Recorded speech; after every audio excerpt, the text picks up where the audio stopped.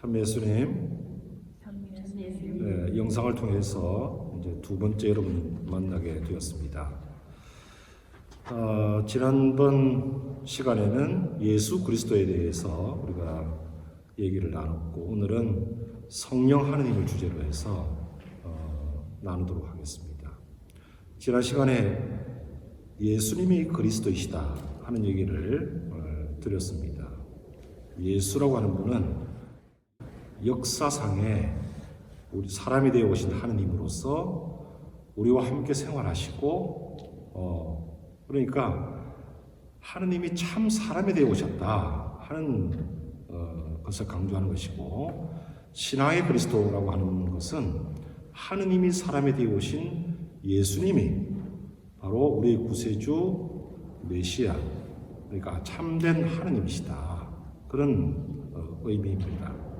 그러니까 다시 요약해서 얘기하면 예수라고 하는 분이 그리스도이시다 하는 신앙을 고백하는 것이 우리 가톨릭 신앙입니다.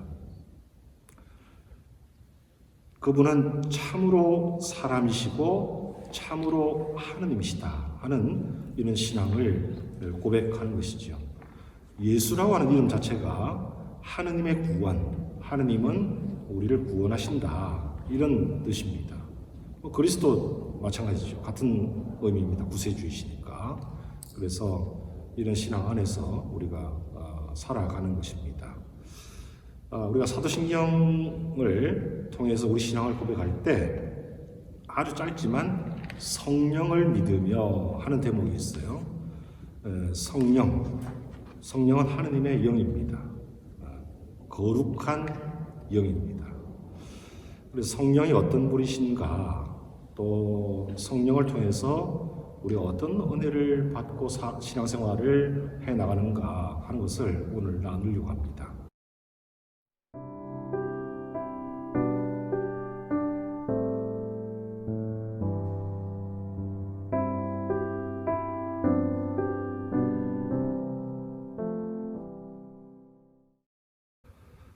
우리가 미사 중에 신앙을 고백합니다. 성령을 믿으며, 성령은 하느님의 영, 거룩한 영이십니다. 성령이 어떤 분이신지 우리가 성령 하느님에 대해서 오늘 공부하는 시간을 갖습니다.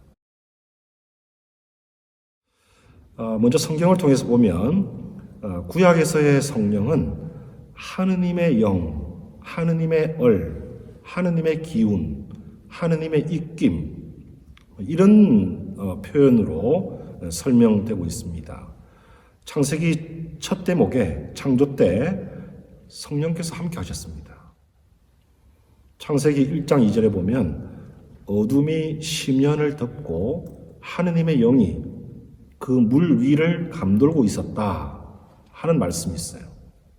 그러니까 삼위일체이신 하느님이 창조 때 각각의 역할을 하시면서 이 세상과 인간을 창조하신 거죠. 특별히 인간 창조 때에 흙의 먼지로 사람을 빚으시고 그 코에 생명의 숨을 불어넣으시니 사람이 생명체가 되었다, 이렇게 설명합니다. 인공호흡을 연상하시면 돼요. 물에 빠진 사람을 우리가 구할 때 마우스 투 마우스 입에 대고 숨을 불어넣죠. 그러면 그 사람의 의식이 살아나고 다시 생명을 되찾게 됩니다. 그러니까 입김을 불어넣는다는 것은 하나님의 성령을 부어주심으로써 진흙으로 만든 그 인간에게 생명을 불어넣으시고, 말하자면 숨통을 트이게 한다는 그런 의미입니다. 이처럼 세상 만물을 창조하시고 무질서와 혼돈 상태에 있는 우주에 질서를 지어주신 분이 바로 하느님의 영, 성령이십니다. 그래서 성령은 창조와 생명을 부여하는 능력을 주는 분이십니다. 또 이스라엘 백성들이 이집트에서, 그 종살이에서 탈출을 할 때 우리가 출애굽이라고 하죠. 그리고 가나안 땅, 약속의 땅으로 들어가기까지 성령께서 그 백성과 함께 하십니다. 구약의 이 출애굽 사건이나 가나안 땅을 정복하는 과정을 성령께서 주도하시고, 또 구약의 백성들은 이 어려운 시기를 맞을 때마다 성령을 통해서 성령께서 그들을 구해 주시는 장면을 보게 돼요. 그리고 이스라엘을 통치하는 왕이나 임금 또 하느님 말씀을 전해주고 백성의 소리를 하느님께 또 그 말씀드리는 예언자들을 하느님의 영으로 성별하게 됩니다. 성별이라고 하는 것은 거룩하게 구별지어서 축성한다 이런 의미죠. 그런데 이 성별이라고 하는 말이 아람어로 메시하 또 히브리 말로 마시하아흐, 그러니까 이 말을 들으면 어떤 단어가 떠오르는가 하면 메시아라고 하는 말이 단어가 떠오릅니다. 그래서 이 말이 결국 크리스토스, 그리스도 기름 부음 받은 자라고 하는 얘기예요. 왕이나 임금들을 기름 부어서 하느님께서 전권을 주시고 백성들을 통치하고 말씀을 가르치게 하신 겁니다. 그래서 그들에게 하느님의 지혜를 주시고 또 용기를 주시고 그래서 백성들을 회개로 이끌고 정의로운 길로 돌아오게 해 주셨습니다. 이렇게 특별한 사람들에게만 하느님의 영이 내린 것이 아니고 요엘 예언자는 만민에게 모든 사람에게 하느님의 영이 내릴 것이다 이렇게 예언을 하기도 합니다. 신약에 와서 성부, 성자 하느님과는 분명히 구별되는 하나의 위격으로서 성령의 역할, 활동이 더 뚜렷하고 분명하게 설명되고 있습니다. 가령 세례자 요한의 잉태도 탄생도 성령으로 말미암은 것이었습니다. 그 어머니 엘리사벳이 아이를 가질 수 없었거든요. 또 처녀인 마리아가 구세주를 잉태하게 된 것도 성령으로 말미암은 것입니다. 그래서 우리 사도신경 때 그 외아들 우리 주 예수 그리스도님 성령으로 인하여 동정 마리아께 잉태되어 나시고 이렇게 고백을 하는 것이죠. 그런가 하면 예수님께서 이제 공적 생활에 들어가실 때 요르단강에서 세례를 받으시는데 그때 비둘기 모양의 성령이 하늘에서 내렸습니다. 또 예수님은 성령의 이끄심에 따라 광야로 가셔서 40주야를 단식 기도하시고 마귀의 유혹을 받으셨는데 그 성령의 능력으로 마귀를 물리치십니다. 공생활 중에도 지난 시간에 얘기했던 병자들을 치유하고 죽은 사람을 살리고 무리를 걷고 빵을 많게 하고 또 갖가지 병자들을 고쳐주는 이 치유, 예수님의 공생활 활동 이것도 다 성령의 은사, 능력으로서 이루신 일이었습니다. 예수님이 말씀하시면 사람들은 처음 듣는 정말 새로운 가르침이다. 권위 있는 말씀이다. 감동을 했어요. 그 말씀이 바로 성령의 지혜와 지식의 은사로서 백성들을 가르쳤기 때문에 그 말씀이 한쪽 귀로 들어와서 한쪽 귀로 흘러간 것이 아니고 가슴에 그대로 꽂혀서 그 사람들의 삶을 완전히 변화시킨 것입니다. 이렇게 성령은 세상 창조 때부터 또 구약시대, 신약에 이르기까지 늘 함께 하시고 오늘날 우리 교회 안에도 함께 하십니다. 그래서 예수님은 당신의 순환을 앞두고 이제 제자들과 작별을 고하는 자리에서 여러 차례 성령을 보내주겠다 이런 약속을 하십니다. 그분은 협조자이시고 파라클리토, 진리의 영이십니다. 진리의 성령이 오시면 너희를 이끌어 진리를 온전히 깨닫게 하여 주실 것이다. 이렇게 약속하셨거든요. 실제로 제자들이 공생활 중에 예수님 말씀 함께 들으면서도 그 말씀을 잘 이해하지 못하는 때가 많았습니다. 그래서 따로 제자들이 묻습니다. 그 말씀의 의미가 무엇입니까? 그때 예수님이 따로 가르쳐 주셨어요. 과외 수업을 한 거죠. 이렇게 제자들은 예수님 말씀을 즉시 명확하게 분명하게 못 알아듣는 때도 있었습니다. 그러나 예수님 말씀처럼 성령을 받음으로써 그 말씀을 직관적으로 알아듣고 깨닫게 된 것입니다. 예수님은 성천하시기 전에 이미 약속하셨던 성령의 파견을 상기하면서 내가 성령을 보내줄 테니 예루살렘에 모여서 기도하면서 기다려라 이렇게 당부하셨습니다. 그래서 사도들은 예루살렘 다락방에 모였습니다. 120명 성모님을 모시고 한 자리에 모였는데 그 9일 동안 한 마음으로 기도에 힘썼습니다. 그러면서 예수님의 약속이 이루어지기를 기다렸습니다.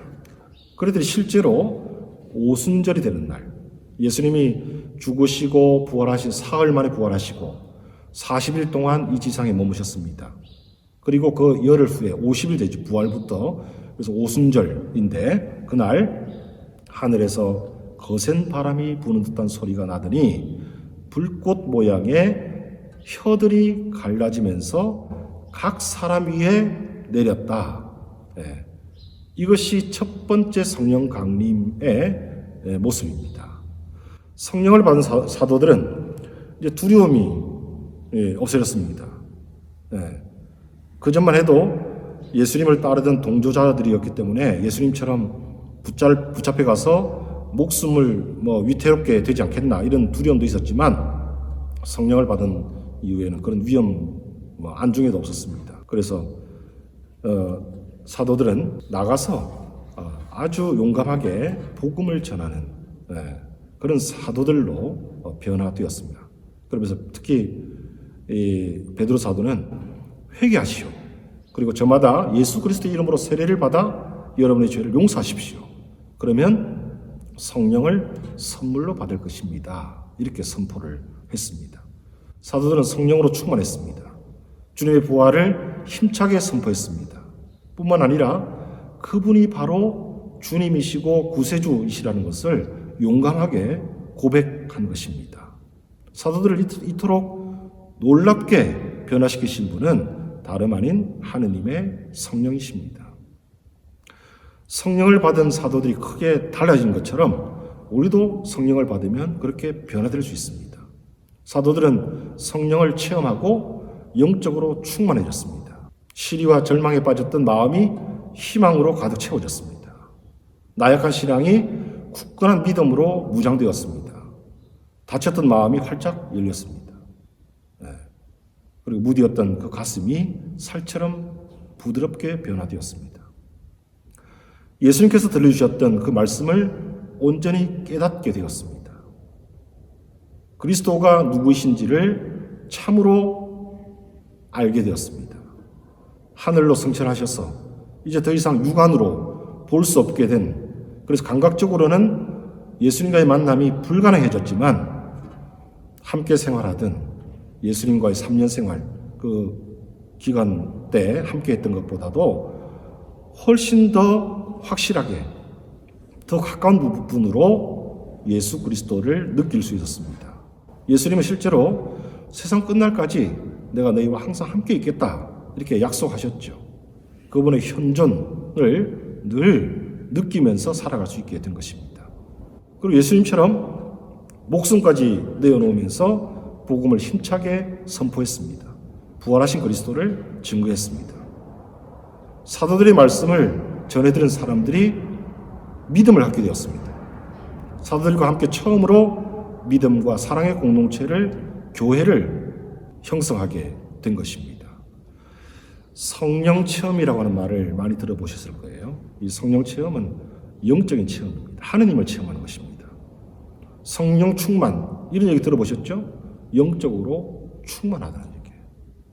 이 성령 체험은 아주 강한 체험입니다. 하늘에서 세찬 바람이 불었습니다. 강풍처럼 그 사람들의 전 존재를 뒤흔들어 놨습니다. 태풍이 몰아치면 파도가 막 뒤집어지고 이렇게 되죠. 마찬가지로. 이런 바람에 휩쓸려서 그야말로 이전과 다른 예수님 안에서의 새롭고 변화된 삶을 이루게 된 것입니다. 성령의 불길처럼 사람들의 마음이 아주 뜨거워지고 크나큰 열정으로 가득 채워졌습니다. 그래서 너무 그 성령 체험이 뜨거워서 그것을 자기 마음속에만 담아둘 수가 없었습니다. 샘솟는 기쁨이 터져나와서 주체하지 못했습니다. 열정으로 가득 차서 역동적인 신앙을 발산하고 함께 나누었던 겁니다. 이전과는 다른 정말 활기찬 생활을 하게 된 것이죠. 사도 바오로는 힘써 남을 사랑하고 성령의 선물을 간절히 구하십시오. 이렇게 권고합니다. 더불어서 성령의 선물은 여러분이 갈망하는 것이니 되도록 풍성히 받으십시오. 이렇게 권합니다. 그래서 오늘 우리도 그냥 밋밋한 신앙이 아니고 성령을 체험하고 성령과 함께하는 그리고 열정적인 신앙, 생명력 있는 신앙, 뜨거운 신앙을 살아가야 합니다. 여러분이 세례를 받으면 세례는 물과 성령으로 받는 것이니까 바로 그런 성령 안에서의 삶을 살아갈 수 있게 될 것입니다. 예수님도 하늘에 계신 아버지께서는 구하는 사람에게 더 좋은 것, 곧 성령을 주실 것이다. 이렇게 약속하셨습니다. 우리도 성령을 받으면 사도들처럼 충만해집니다. 성령께서는 우리를 위로하시고 격려해 주십니다. 힘을 주시고 용기를 갖게 해 주십니다. 성령을 받으면 예수님을 알게 됩니다. 예수님의 가르침을 잘 깨달을 수 있게 돼요. 또 그분의 말씀을 직관적으로 알아듣게 됩니다. 그래서 우리도 예수님의 제자가 됩니다. 예수님과의 관계가 더 친밀해지고 돈독해지는 거죠. 예수님을 주님이라고 가르쳐 주시는 분이 바로 하느님의 성령이십니다. 그래서 성령을 받으면 예수님을 주님으로 맞아들이게 됩니다. 예수님에 대해 삶의 중심에 자리하게 됩니다. 예수님께 대한 큰 믿음을 갖게 되죠. 예수님을 주님으로 섬깁니다. 예수님 말씀을 따르게 됩니다. 예수님 말씀을 실천하고 실천함으로써 예수님과 더 가까워집니다. 일치하게 됩니다. 예수님의 치유를 받게 되고 예수님의 축복을 누리게 됩니다. 예수님을 내 마음에 모시고 예수님 때문에 살고 예수님 때문에 죽게 됩니다. 예수님의 마음으로 생활하게 되는 것이죠.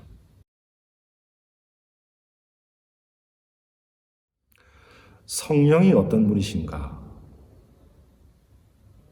성령은 성경에 보면은 물, 불, 바람, 기름, 비둘기 이렇게 설명되고 있어요.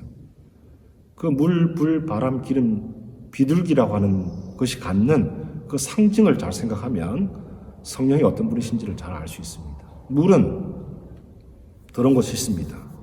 정화하는 거죠. 우리를 정화시켜 주시는 분이에요. 물은 생명입니다. 물을 마시지 않으면 갈증이 나서 목이 다 죽게 돼요. 물은 생명, 우리에게 영적인 생명, 하나님의 자녀로 살아갈 수 있는 생명을 주시는 분이 하나님의 성령이라는 것입니다. 불은 뭡니까? 불은 만지면 뜨거워요. 하나님의 성령은 우리를 뜨겁게 해줍니다. 열정을 갖게 해줍니다. 바람이 불어가면 탁한 공기가 이렇게 몰아내지게 되죠. 우리를 정화하시는 분. 기름은 우리 약으로도 쓰고 화장품으로도 씁니다. 우리를 아름답게 하기도 하고 또 치유를 해줍니다. 그렇게 하시는 분이 바로 하나님 성령이십니다. 옛날에는 전쟁 때 싸울 때 맨몸으로 이렇게 육박전을 하고 싸웠어요. 적으로부터 보호하기 위해서 기름을 몸에 바르고 나갔습니다. 잘 잡히지 않으면 보호가 되는 거죠. 우리를 악으로부터, 위험으로부터, 죄로부터 지켜주시는 분이 바로 하나님의 성령이십니다. 비둘기는 평화의 상징입니다. 온순함이죠. 그런 것처럼 하나님의 성령 우리에게 평화를 선물로 주시는 분입니다.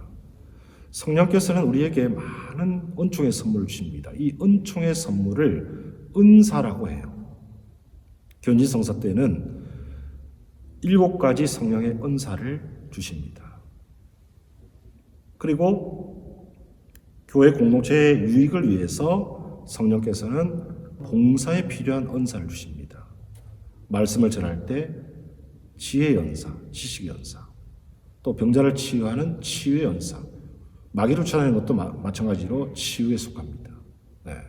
영의 분별, 식별하는 은사, 이런 은사들을 공동체를 위해서 주시는 것이죠.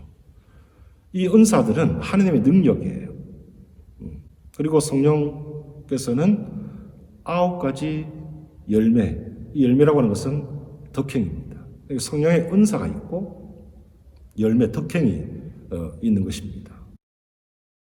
바오로 사도는 성령의 열매를 9가지 열거합니다. 사랑, 기쁨, 평화, 인내, 절제, 온유, 이런 열매들입니다.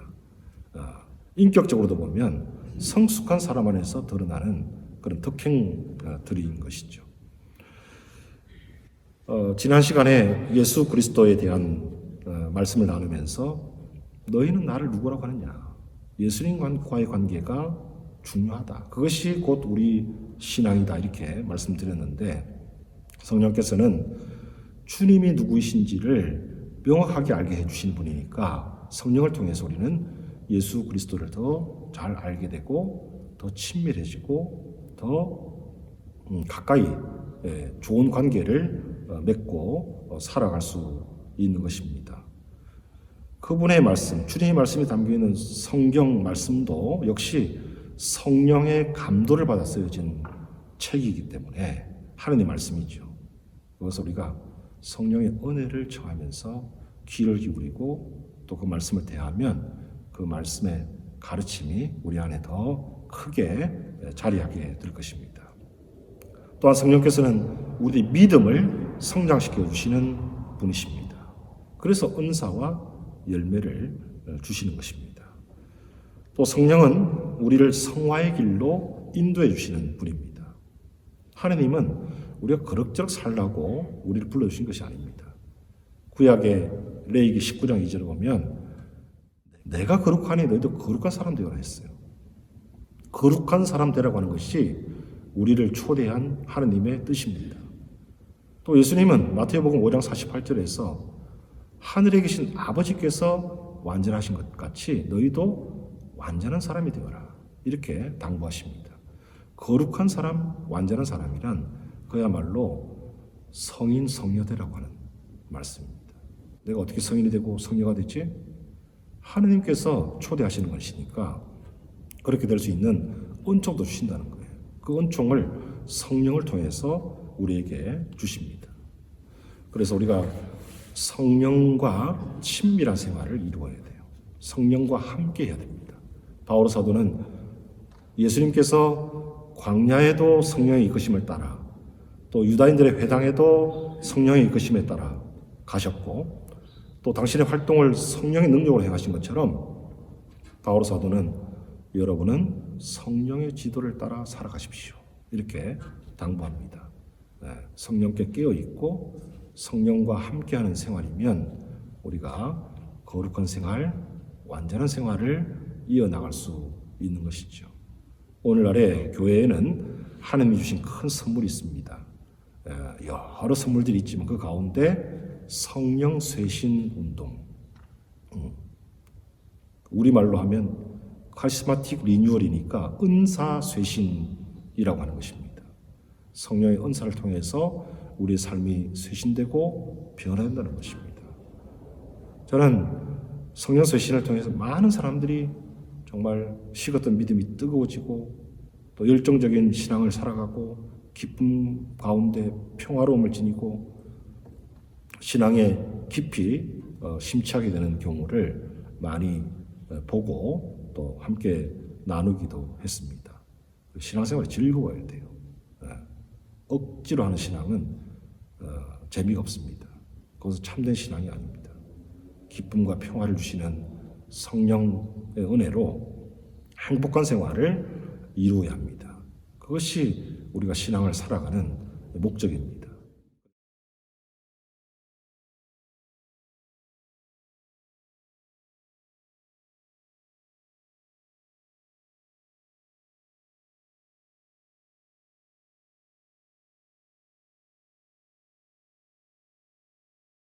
구약시대에는 성부 하느님을 만났어.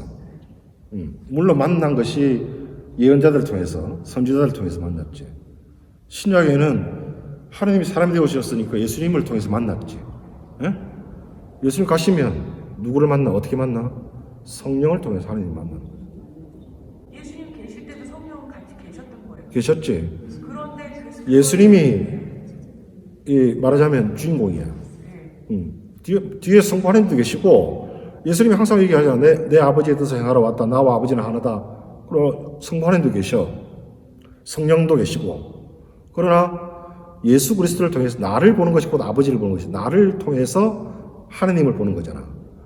그러니까 그때는 뭐 성령을 우리가 뭐 없어서 그런 것이 아니고 예수님의 활동 안에서 드러난 성령을 통해서 우리가 그 은혜를 이미 잊고 살아가는 거예요. 네. 그러나 이제 예수님 가시니까 또 볼 수 없으니까 우리 시대는 성령을 통해서 예수 그리스도를 만나고 또 관계가 깊어지고 또 예수님을 통해서 나를 통하지 않고 아버지께 갈 수 없다. 예수님을 통해서 하는 길로 가는 것이고. 어찌 보면 예수님이 계셔가지고 사도들이나 사람들한테는 성령님이 그렇게 크게 부각이 안 됐는데 예수님이 가심으로써 부각이 안 된 게 아니고 이제 계시도 그래서 단계적으로 되거든.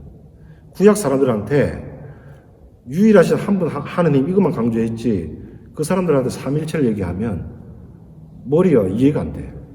지금도 우리가 삼일체 알아듣지 못하는데 그러니까 단계적으로 계시를 하는 거죠. 하느님의 성령께서 우리 가운데 함께 하시도록 기도하면서 오늘 이 강의를 마치겠습니다. 오소서 성령님, 저희 마음을 새롭게 하시고 변화시키고 활발하게 해주소서. 저희를 새 사람이 되도록 꾸며주시고 새 사람이 되어 이 세상을 새롭게 하고 두려움에서 해방되어 자유롭게 빛과 희망이신 당신의 생명 안에 머물게 하소서. 아멘.